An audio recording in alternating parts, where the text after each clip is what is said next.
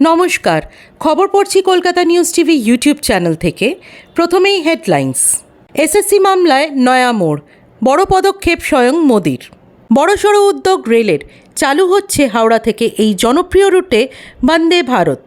হিম্মত থাকলে corridor video সামনে আনুন, সুপ্রিম কোর্টে যাক রাজ্য।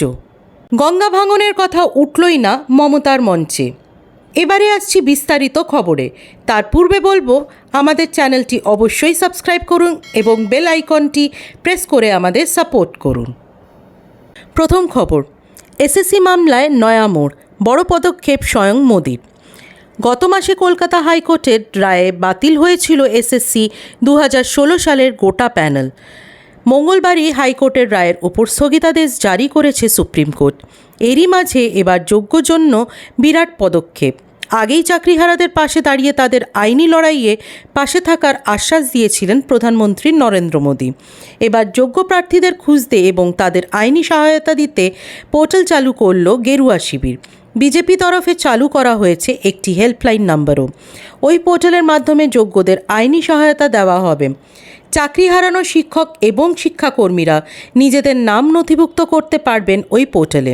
তাদেরকে আইনি সাহায্য দেবে বিজেপি। হেল্পলাইন নাম্বারে ফোন করেও সাহায্যের আবেদন করতে পারেন চাকরিহারারা।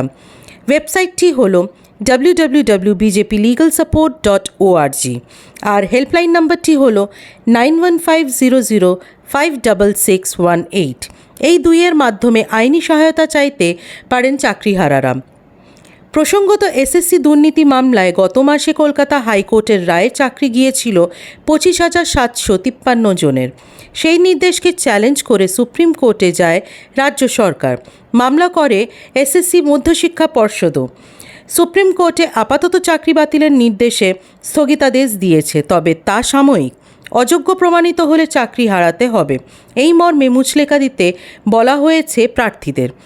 আগামী 16 জুলাই এই মামলার পরবর্তী শুনানি হবে। পরবর্তী খবর, বড়সড় উদ্যোগ রেলের, চালু হচ্ছে হাওড়া থেকে এই জনপ্রিয় রুটে বন্দে ভারত। ভারতীয় রেলের তরফে এলো আম জনতার জন্য সুখবর। ভাগলপুর এবং হাওড়ার মধ্যে নতুন একটি বন্দে ভারত ট্রেন চালু করার কথা ঘোষণা করা হলো পূর্ব রেলের পক্ষ থেকে। পূর্ব ভারতের যাত্রীদের জন্য যোগাযোগ ব্যবস্থা উন্নত করার উদ্দেশ্যেই এই নতুন পরিষেবা চালু হতে চলেছে। এই বন্দে ভারত এক্সপ্রেস চালু হলে যাত্রীদের ভ্রমণ আরও সুবিধাজনক এবং আরামদায়ক হবে বলে মনে করা হচ্ছে।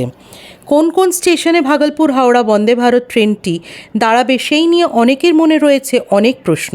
তবে আপাতত যা জানা যাচ্ছে সেই অনুযায়ী সাহেবগঞ্জ, বারহারোয়া, আজিমগঞ্জ, কাটোয়া এবং নবদ্বীপ ধামের মতন স্টেশনগুলিতে স্টপেজ দেবে এই ট্রেন।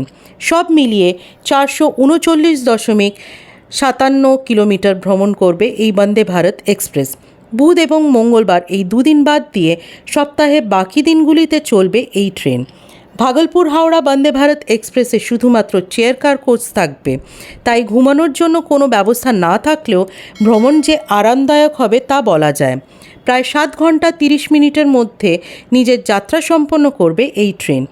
ভাগলপুর হাওড়া বন্দে ভারত ট্রেনটি ভাগলপুর থেকে সকাল 6:15 নাগাদ ছাড়বে এবং হাওড়া গিয়ে পৌঁছাবে দুপুর 2:25।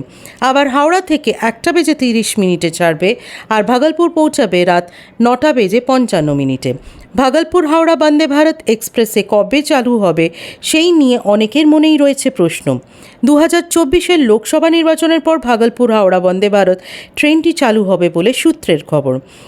এই হাই স্পিড ট্রেনটি সাহেবগঞ্জ, ভাগলপুর, জামালপুর, কিউল রেলওয়ে সেকশনকে কভার করবে।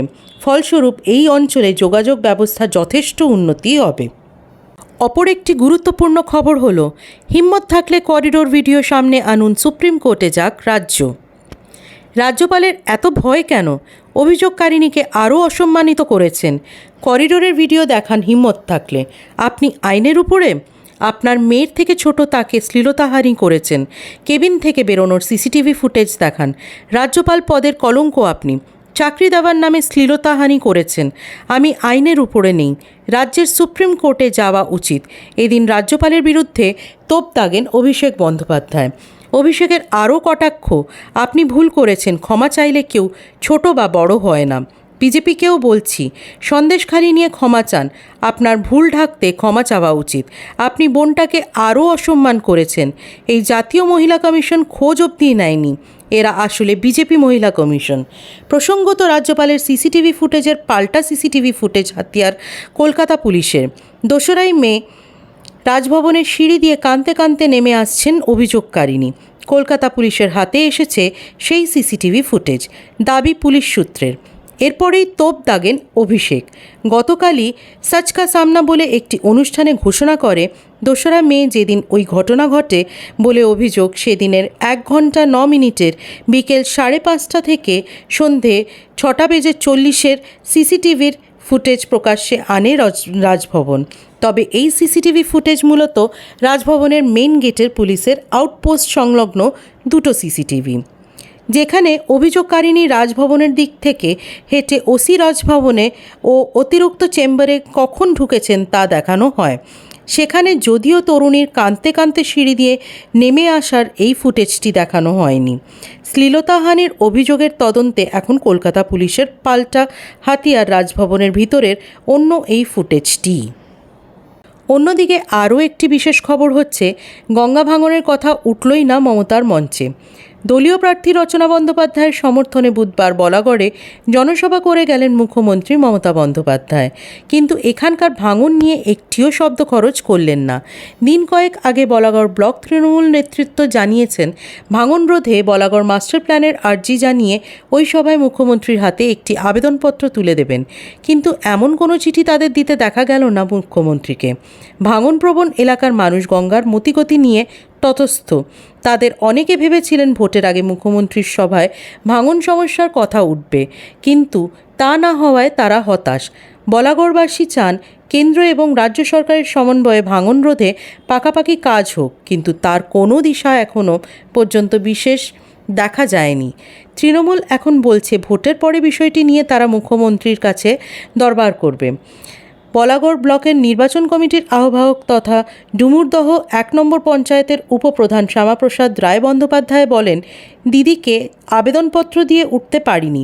নির্বাচনের পরে এ নিয়ে দিদির শরণাপন্ন হব। বৃহস্পতিবার ডুমুরদহ নিত্যানন্দপুর 1 ও 2 পঞ্চায়েত এলাকায় রোড শো করেন রচনা। প্রশ্নের জবাবে তার প্রতিক্রিয়া, গঙ্গা ভাঙন নিয়ে দিদি সব সময় বলছেন। উনি গঙ্গার ভাঙন নিয়ে কাজও শুরু করে দিয়েছেন। বলাগড়বাসী থেকে প্রশাসনের লোকজন অবশ্য বলছেন পাকাপাকিভাবে ওই কাজ আদপেই শুরু হয়নি। স্থানীয় সংবাদ এখানেই শেষ হচ্ছে।